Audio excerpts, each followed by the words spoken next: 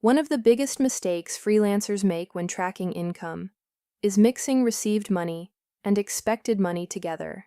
And honestly, that single mistake can make your finances feel much more chaotic than they actually are.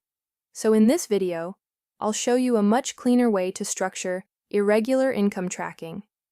In my own business system, income and invoices are completely separated. Income only tracks money that already arrived.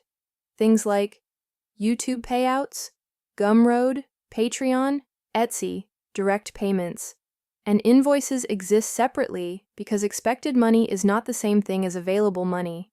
My full system connects all of this automatically with forecasting and business analytics. But if you don't want a huge system, this simpler structure already makes a massive difference. So here's the simple version. Create 4 columns: date, source, amount, and type. The type column is the important part, because this is what separates received money, expected money, and canceled income. Then for the type column, create a drop-down with 3 options: received, expected, and canceled. This instantly makes your income tracking much more realistic, because now your spreadsheet understands the difference between money you already have, money you expect, and opportunities that disappeared completely, which is extremely important for freelancers. Now you can start entering income much more clearly.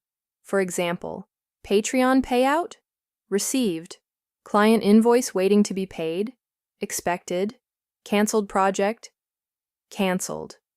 And suddenly your income stops feeling like one giant unpredictable number. Then at the bottom, you can create simple totals for each category: received income, expected income, canceled income. And even with a very simple setup like this, you already gain much more visibility into your business. The important thing here isn't the spreadsheet itself, it's the mindset shift.